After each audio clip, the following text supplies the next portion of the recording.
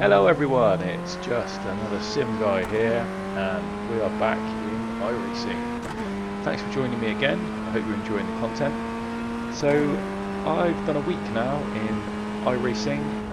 If you haven't seen the series, there's a playlist and you'll see my progress through my first few sports car races as a rookie and the Formula races. So this is some more Formula footage. It took me a little bit longer to get out of the rookies on Formula. Not really sure why. I think the races were still reasonably safe. He says as the car goes spinning off in the background. But I think from my point of view, the races were safe and I was pretty cautious.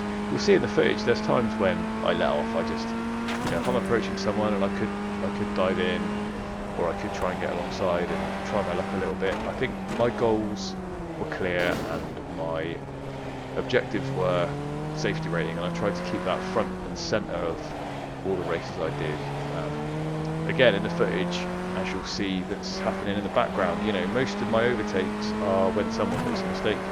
I don't really take too many risks. I don't actually, that really never changes for me much. So I don't really drive like that anyway. I think there are times when I get a bit more aggressive, but especially in these early stages of rookie, I don't take a lot of risks. I do get caught up in that sort of stuff. That guy was pushing behind me, as you can see, but I don't mind it. That stuff happens. He came off a lot worse than I did anyway. I lost a place maybe, got a little bit of a dent in my safety rating, but life goes on. But you'll see in the footage there's been some really close, respectful racing, and I didn't expect it in rookies. I expected it to be a bit of a crash fest in the first few turns. It has happened, it's happened around me, but I've laid back a little bit and just tried to sort of chill in the periphery, if you like, and let the chaos happen around me. If someone's a bit close, I tend to let them go. If there's a battle going on ahead, I tend to hang back a little bit. Sometimes that's difficult because when you hang back a little bit, the people behind you push and then you can lose places.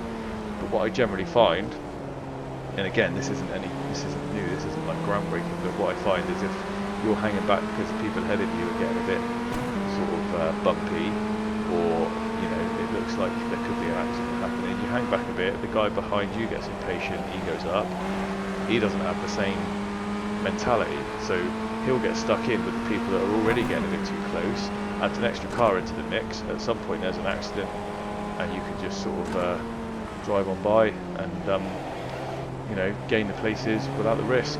You might finish 2 or 3 places behind where you could have done had you push it, but you also finish the race with a good safety rating, and that to me, especially at this stage when I'm trying to get up the licenses, is more important. Now the point of this challenge is really to see how I've signed up to a promotional code for 2 months of iRacing. I'm not buying any content, and I'm really trying to see, with a little bit of regular race activity and some commitment to being safe, I'm trying to see how I can progress. And then by the end of the 2 months, I want to see what sort of value I've got out of that subscription, and how's that work for me? Do I think it's good value, and do I recommend that people give iRacing a go? Now the quality of the online racing on the whole has been amazing. Now I did speak to some other sim racing colleagues, contacts if you like, that I was racing with last night in another group that I'm part of, and a chap in there actually was talking about LMU, and he's a really big fan of LMU. However, he has said the quality of the racing, especially in the rookies, he said there's a real race to get out of rookies because the quality of the racecraft leaves a lot to be desired in LMU. And he said you've got to be really patient and try not to get caught up in it. Really what he was saying was what I was expecting iRacing to be like, and he is saying LMU is far worse. However, he also has the opinion that people have migrated away from iRacing and gone to LMU because it's got a good reputation as possibly the next best thing, and it's growing, but without the subscription model, and it has been on the Steam sale, so people are seeing it as almost like as good as, but with a cheaper option. So the people that don't want to take it too seriously, I've migrated over to that perhaps, and that's why Rookies is a bit of a mess. I don't know. I don't know. He might have a point. I've got no experience on it. It's not my opinion. But I do know, because I was part of iRacing a long time ago, and it did tend to be the more mature, not old age necessarily like me, but it did tend to be the more mature-minded individual that wanted to take it seriously and did take their safety ring seriously, and then for whatever reason there seems to be a spate of either youngsters playing it, or people playing it on hand controls, or people playing it where they're not that serious. I don't think you'll ever get the online destruction derbies that you tend to get in some sort of console type Forza situations. I mean, I've been part of those as well. You can have good races on them, but sometimes you get people that are just idiots, but as you do in all walks of life. But yeah, so he had the opinion that perhaps some of the people that were creating some of the accidents and Rookies had migrated over to LMU. He might have a point, I don't know. But I've certainly found over the last week that it's been far better than I was expecting. Pleasant surprise, and I've had some really good races. It's been hot in the UK. I've had my VR on. I've been sweating. It's it's hard to get motivated to race for long periods of time in this heat, but you'll see from the replay footage there's been some very close, intense battles. Towards the end of the footage you'll see some external replay cameras from some of iRacing's outside angles, like the TV angles, and it's hard to, like, when you're in the car at the time when you're racing, especially in VR, this sort of distance feels quite intense. When you watch it back, it looks like a casual Sunday drive and the guy's not anywhere near me, but at the time the slightest bit of movement, not only in the car that you're in, but in the people in front and what's going on around you, can make a really big difference to your trajectory. And like, it's really hard to get that across in the sort of replay footage. When you see it externally and you see how there's a group of cars all sort of what you think is wheel to wheel, you watch it back and it's almost like no, they're not actually as close as I thought. But at the time it feels pretty intense. I mean, look at this. There's quite a tight group of cars here in this race. This is a sort of compilation of bits and pieces from about 2 or 3 different races. They're not very long. They're only about sort of 11-12 minute races usually. So it's not all of any of them. It's just some of the bits, especially at the beginning for the first 3 or 4 laps, where you can have a bunch of cars sort of jostling for position. This is some of the closest racing, and then you can get into a spell where you get 4 or 5 laps, being sort of 1 minute-ish laps.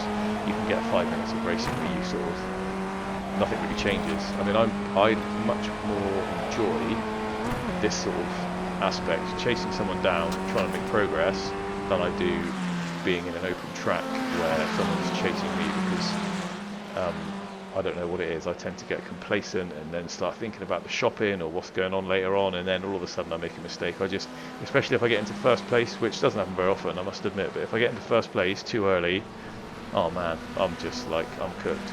I'm going to lose concentration big style.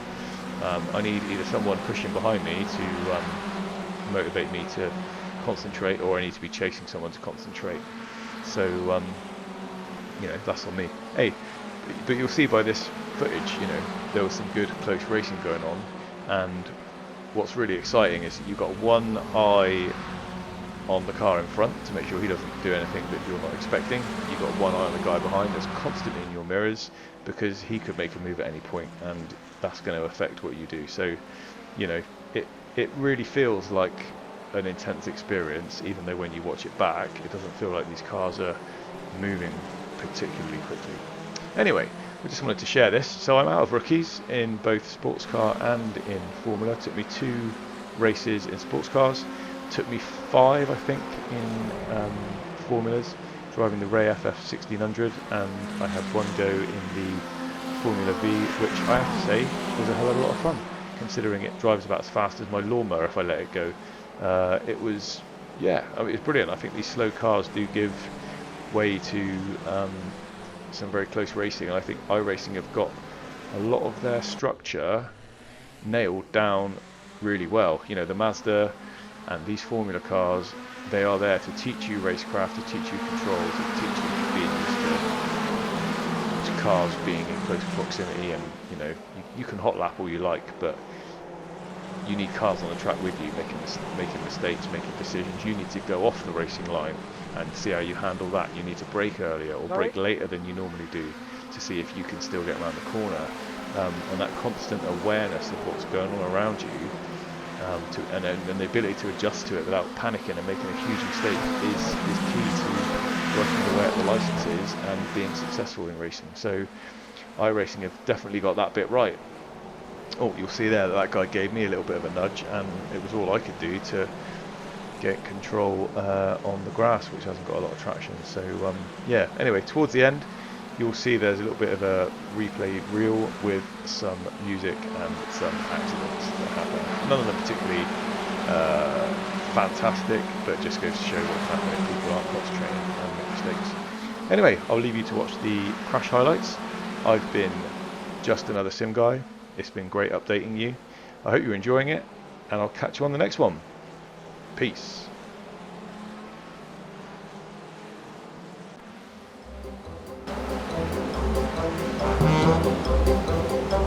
Whoa!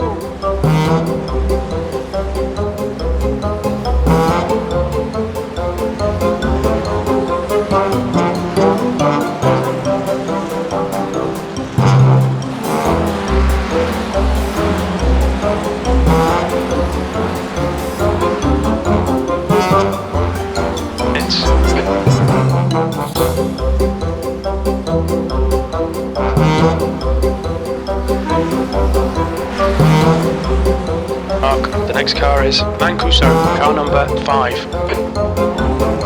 The car ahead is